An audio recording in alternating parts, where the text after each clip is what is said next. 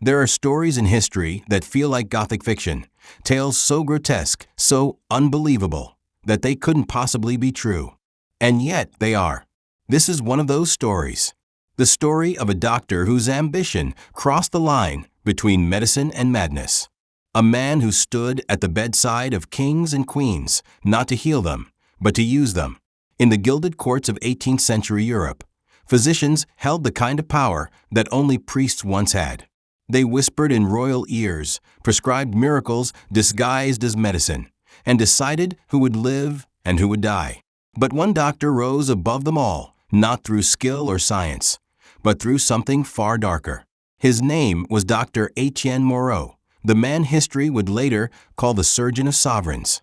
At first glance, Moreau was everything a royal physician should be: elegant, eloquent, and impossibly clever. Born in 1721 to a modest apothecary in Lyon, he studied anatomy at the University of Paris, where his obsession with the human body quickly turned into something unnatural. His classmates remembered how he lingered in dissection halls long after others had left, staring into cadavers as though searching for something divine inside. Moreau wasn't content to heal. He wanted to perfect. His theory was radical for the time, that sickness in the royal bloodline wasn't a curse from God, but a flaw in the body that could be corrected. He believed the body of a king or queen could be engineered, improved, made immortal through experimentation. When he was 32, Moreau caught the attention of King Louis XV after curing a nobleman's incurable lung disease with a crude form of surgery no one else dared attempt. The king, ever superstitious and vain, made him royal physician within the year. It was the kind of appointment that turned men into legends or monsters. At Versailles, Moreau became a sensation. He treated courtiers with elixirs that shimmered like gold, injected royal ladies with concoctions he claimed would preserve their youth, and performed surgeries that defied reason. His patients swore by his miracles, but none could explain them. His laboratory beneath the palace became a place of whispered fascination, a forbidden sanctum where even the guards hesitated to enter. No one questioned how he achieved such miracles. No one dared. But the truth, as it would later emerge, was horrifying. Among his private journals, found years later after the French Revolution, were diagrams unlike anything seen before. Not medical sketches, but experiments. Pages showing organs removed from animals and reattached to human subjects. Notes on transfusions between peasants and nobles. And at the center of it all, the symbol of a crown surrounded by veins. He called the royal experiment. According to his writings, Moreau believed that the blood of monarchs carried divine properties, what he called l'essence du pouvoir, the essence of power. His goal was to extract that essence, refine it, and transfer it to others. In his own words, the throne resides not in the crown, but in the blood. His first known experiment took place in 1753. The victim or patient, as he called him, was a royal servant accused of theft. Instead of being executed, the man was handed over to Dr. Moreau for study. The doctor drained his blood and replaced it with small amounts taken from a royal relative suffering from tuberculosis. The servant survived for 3 days before dying in violent spasms, his skin blistered and blue. Moreau recorded the results without remorse. Reaction violent. Subject convulsed. Transfer incomplete. Suggest dilution ratio of 1:10 in next trial. When Louis XV asked about the prisoner's death, Moreau simply replied that the man had succumbed to fever. The king didn't press further. Over the next decade, whispers began to spread through the court. Rumors of screams from beneath the palace, of servants who went missing after entering Moreau's chambers, of strange smells, iron and rot, wafting from the cellar late at night. And yet, the king protected him. Because as far as Louis was concerned, Moreau was indispensable. When the queen fell ill, he cured her. When the dauphin broke his arm, Moreau said it perfectly. Each royal recovery was proof of his genius. No one dared question what it cost. But something changed in 1761, when Moreau took on his most dangerous patient, Madame de Pompadour, the king's mistress, and one of the most powerful women in France. She had grown frail, pale and sickly, perhaps from age, perhaps from court politics. But Moreau promised he could restore her youth. He told the king he could make her radiant again. He wasn't lying. What he failed to mention was how. The restoration of Madame de Pompadour began like a miracle and ended like a nightmare. At first, the courtiers saw only her transformation. Within weeks of falling under Dr. Moreau's care, her color returned, her voice regained its lilt, and her cheeks glowed with an almost unnatural bloom. She appeared at dinners radiant, her eyes sharp again, her laughter echoing through the marble corridors of Versailles. Even the king called her reborn. But behind closed doors, servants whispered that the madam never slept. They said she spent hours locked in her chamber, staring into mirrors, tracing the veins on her wrists with trembling fingers. One maid swore she saw her bleeding from the eyes and smiling as she whispered, "I can feel his blood inside me." The truth, as later revealed in Moreau's confiscated journals, was monstrous. The doctor had invented a procedure he called transfusion to Vitalite, a transfer of vitality. It wasn't the crude bloodletting of earlier physicians. Moreau had developed glass vessels and silver tubing to circulate living blood between two bodies simultaneously. One donor, one receiver. One drained, one filled. The donor, of course, was never mentioned to the court. In the case of Madame de Pompadour, Moreau used a young peasant girl taken from the palace laundry. He recorded her as Subject B, aged 14, vigorous constitution, suitable for transfer. The girl was never seen again. Witnesses later testified that during the procedure, both women lay side by side, pale and motionless, as the doctor watched the blood flow through his silver apparatus. He wrote, "At the 6th minute, the subject gasped, exchange complete. The receiver's pulse thrived, the donor ceased." When the king asked why his mistress was recovering so quickly, Moreau replied with his favorite phrase, "The body remembers purity when it is reminded of youth." The king applauded him. The courtiers cheered him. And beneath the palace, Moreau continued to experiment. Soon, every noblewoman in Versailles wanted the treatment. They whispered about the doctor's elixir of youth. They begged for his vials of translucent crimson liquid, his so-called royal serum. Moreau obliged them. Each vial sold for a fortune. He claimed it was distilled from herbs, silver, and sunlight. In reality, it was human blood mixed with mercury and crushed bone. Those who took it glowed for a time. Then their veins blackened. Their hair fell out. Their eyes turned yellow. Some went mad. The court physicians called it palace fever. Moreau called it the cost of rebirth. Still, the king defended him. After all, miracles required sacrifice. But outside the palace, something else was stirring. France was changing. The Enlightenment was blooming, and reason began to challenge superstition. Scholars like Diderot and Voltaire were publishing treatises on science and morality. They wrote about medicine's duty to heal, not harm. And whispers began to reach Parisian salons that the king's physician practiced alchemy and vivisection on human beings. One pamphlet circulated anonymously called The Vampire of Versailles. It depicted a caricature of a man in a white coat draining the blood of a sleeping queen into a goblet. The satire was meant as mockery, but many found it too close to truth. Moreau responded with arrogance. He invited prominent philosophers and scientists to his laboratory for demonstrations, controlled performances meant to prove his legitimacy. He showed them preserved organs floating in jars, intricate diagrams of circulation, and the silver tubing that had become his trademark. He spoke of progress, of breaking nature's chains. But what the guests saw disturbed them. There were stains on the stone floors that no amount of polish could hide. A foul metallic smell clung to the air. And behind a locked iron gate, one visitor claimed to hear a moan, too human to be mistaken for wind. Rumors reached the church. The Archbishop of Paris sent word to the king warning that Moreau's work trespasses upon divine creation. But Louis XV dismissed it as jealousy. "The man makes miracles," he said. "Let priests argue about souls while physicians preserve them." Still, there were cracks forming in the golden facade. In 1763, one of Moreau's attendants, a young apprentice named Lucien Artois, vanished. A week later, his body was found floating in the ornamental lake behind the palace. His throat was slit, but his chest, oddly, was covered in surgical stitches. When examined, doctors found several of his organs missing.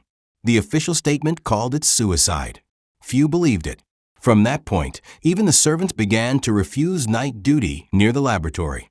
Guards reported seeing Moreau carrying covered shapes through the corridor after midnight. When asked what he was doing, he smiled and said, "Delivering the future." By then, his influence had spread beyond Versailles. European royals from Austria to Prussia wrote letters requesting his services. Moreau traveled under royal escort, conducting research in secret chambers, leaving behind a trail of dead servants and rejuvenated nobles. And yet, even as his fame grew, so did the horror. Those he cured often suffered strange symptoms, fevers that made them crave raw meat, sudden bursts of strength followed by collapse, bleeding from the gums. Moreau claimed it was the body rejecting weakness. But in truth, his experiments were unraveling. He had created something between medicine and madness, between science and sacrilege. And the one person who finally dared to expose him was someone the king never expected, someone inside the royal family itself. By the late 1760s, Versailles had become a theater of secrets, its gilded halls echoing with gossip, its mirrors reflecting more than beauty. The doctor's reputation had reached mythical heights.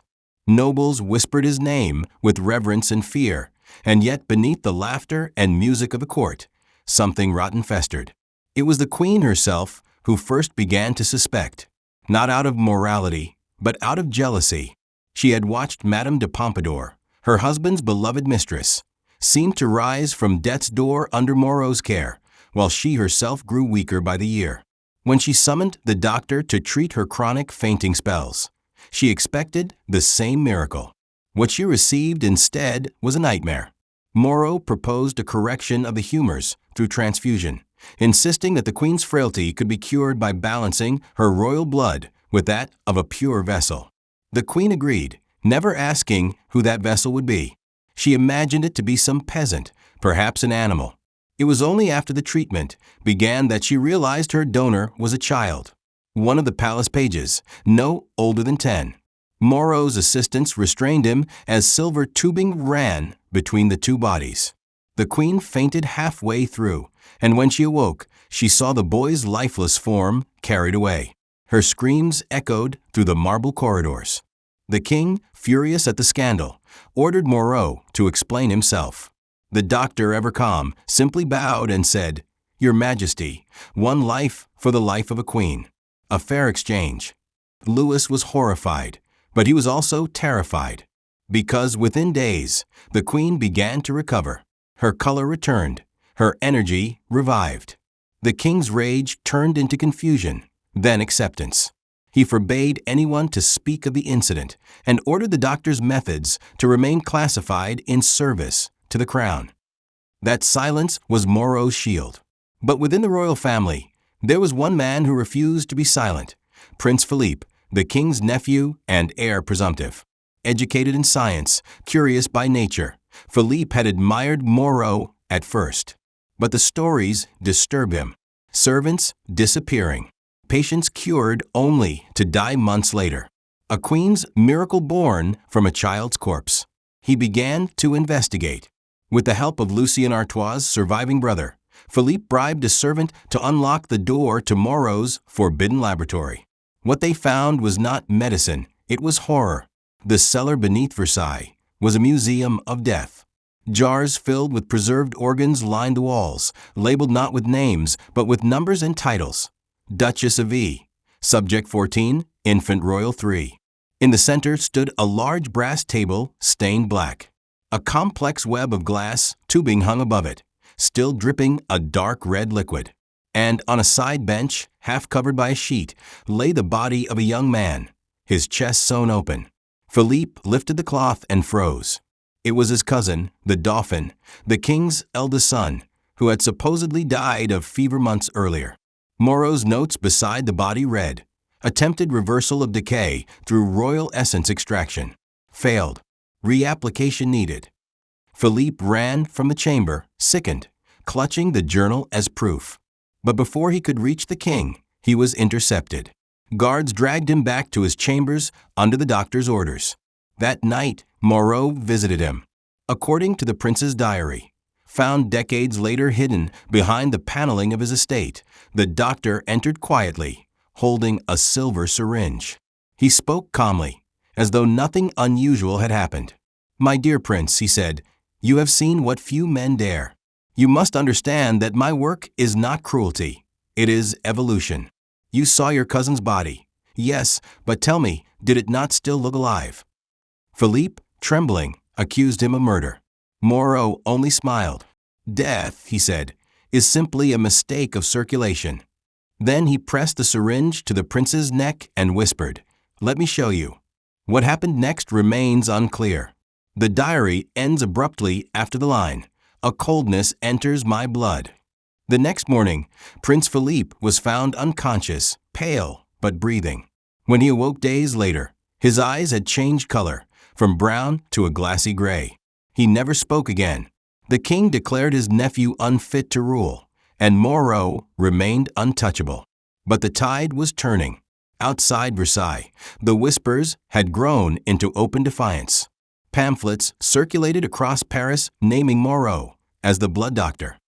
They accused him of sorcery, vivisection, and trading souls for youth. The people, hungry and angry, began to see him not as a physician, but as a monster feeding on their misery. When a mob gathered outside the palace shouting vampire, alchemist, devil surgeon, Louis XV was forced to act. He ordered Moreau to leave France under royal protection, claiming he was being sent abroad for his own safety. But even exile could not stop him. Moreau took his experiments north, to Vienna, to Berlin, and finally to St. Petersburg, where he found a new patron, Empress Catherine the Great. She had heard of his work, and she wanted his miracle for herself. And so, the doctor who experimented on France's royals found new victims among Russia's. When Etienne Moreau arrived in St. Petersburg in the winter of 1766, he was no longer a physician. He was a legend wrapped in scandal. His name had traveled faster than he had, whispered in salons and royal corridors as the man who could cheat death. Catherine the Great, ambitious and curious, saw in him an opportunity. Russia was a rising empire, and Catherine wanted her court to rival Versailles in science, sophistication, and immortality. Moreau entered her service as physician extraordinary to the imperial court. His laboratory was built beneath the Winter Palace, a cavernous space of brick lit by flickering oil lamps, filled with imported instruments from France and Germany. To the Empress, he promised wonders, a way to extend life, preserve beauty, and erase disease. She called him my alchemist of flesh. But behind the flattery, she feared him. Catherine, unlike Louis XV, was no fool. She demanded results, but kept her distance. She knew power and danger often wore the same face. Still, she allowed him to experiment, first on prisoners, then on servants, and finally on those she deemed expendable in court. Moreau was given a freedom no other man of science had ever been granted. His methods evolved or decayed, depending on who described them.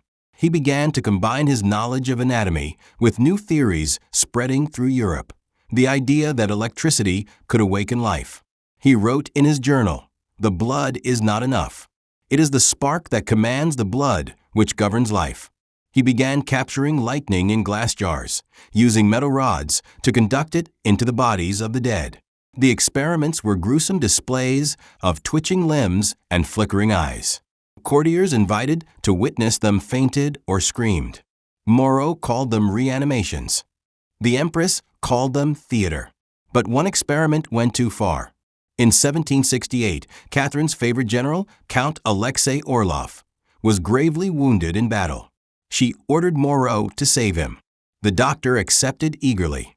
For the first time, he had both royal permission and a test subject of noble blood. According to records later uncovered by Russian historians, the Count was declared dead shortly after midnight. Yet for 3 days, Moreau kept his body under constant observation, pumping strange fluids through his veins, applying shocks of static electricity, and murmuring prayers in a language no one recognized. On the fourth night, the impossible happened. Orloff opened his eyes. Witnesses described his breathing as shallow, his skin cold, but his eyes alert. He tried to speak, but only a rasping moan escaped. The Empress was summoned. When she arrived, she saw the Count standing, trembling, his head bowed toward Moreau. She reportedly whispered, "You have done it. You have conquered death." But then the Count screamed. His veins bulged black, his limbs convulsed, and he collapsed. When his chest was opened later, physicians discovered his heart had burst, swollen to twice its size. Catherine was horrified. She ordered the laboratory sealed, but Moreau pleaded for one final chance. "The process must be refined," he said. "The soul struggles to remain where the flesh is unready." Against her better judgment, she agreed, on the condition that no noble subject be used again. What she didn't know was that Moreau had already chosen his next subject, and this time it would be himself. By now, the doctor was aging. His once steady hands shook.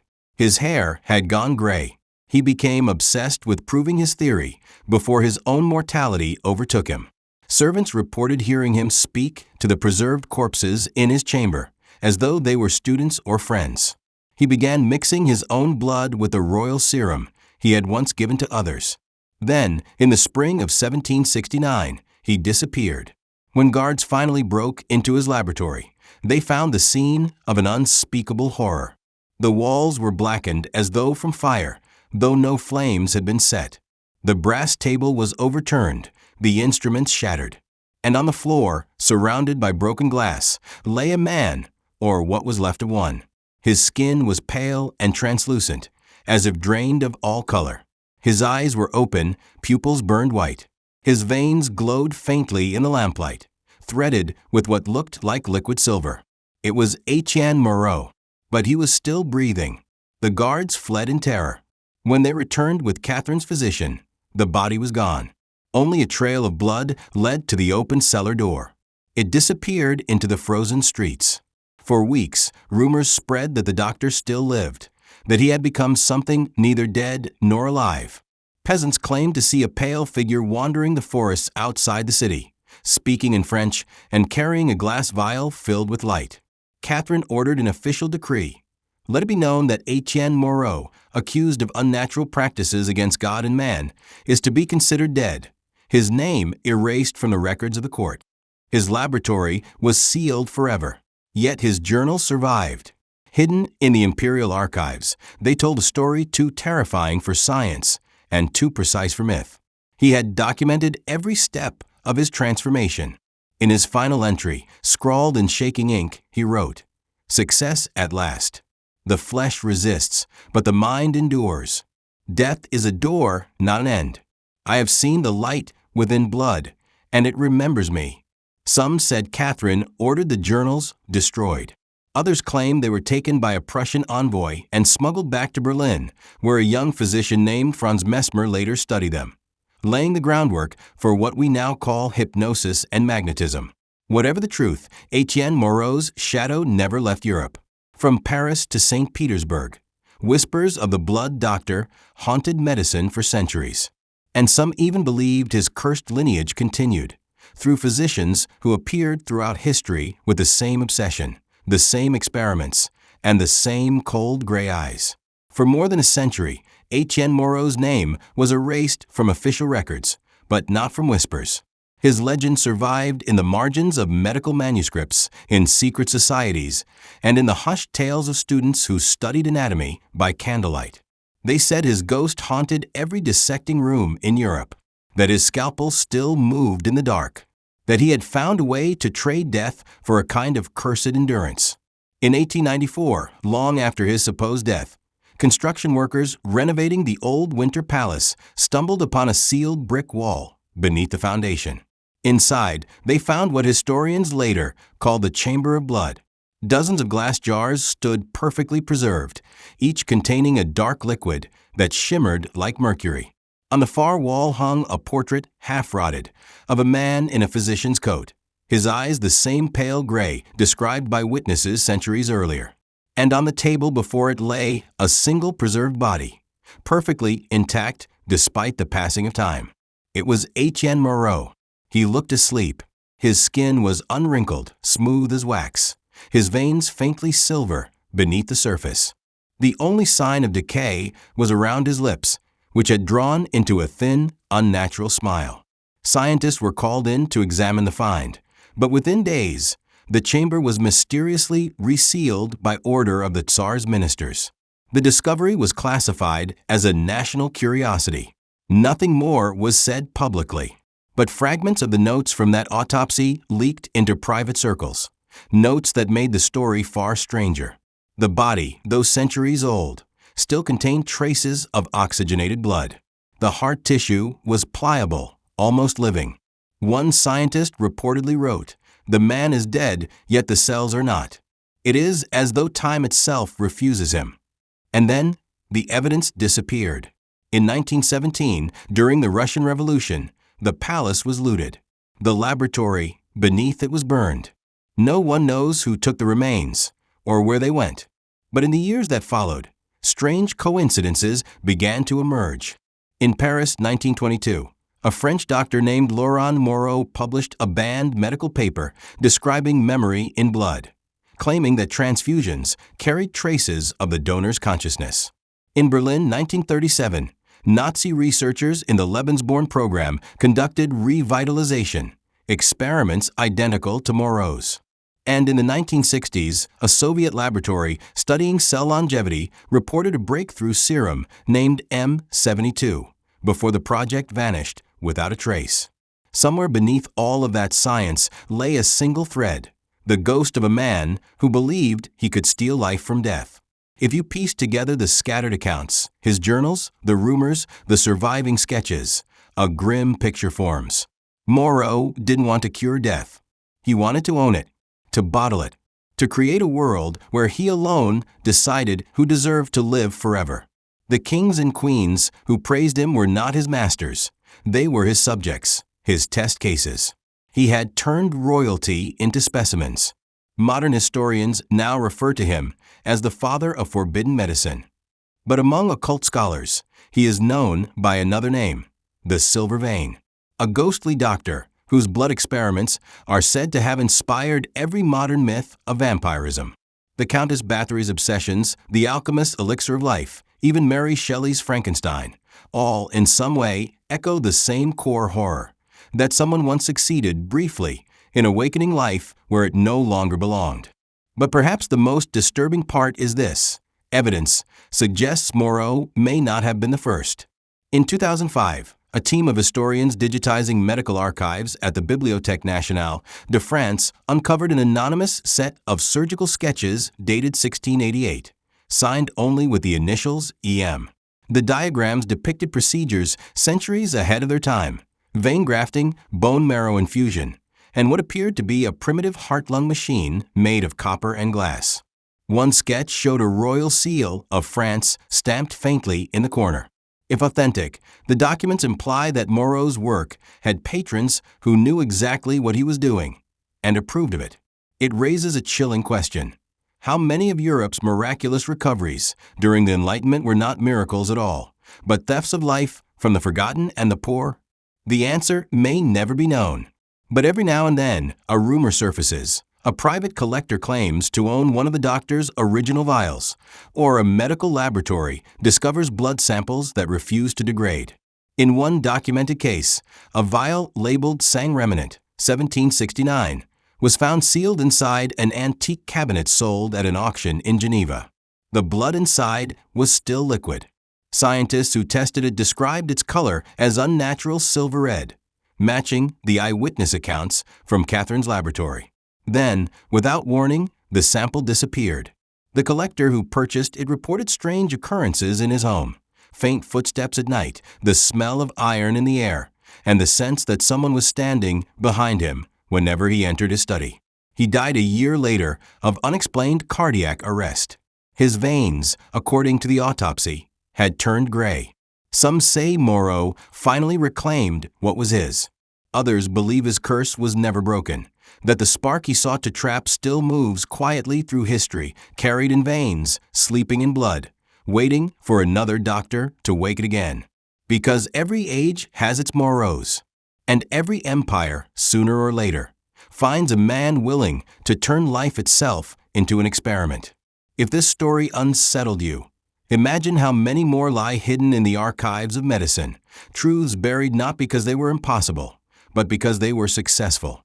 And the next time you hear someone promise a cure for death, remember the man who tried it first and what it cost him.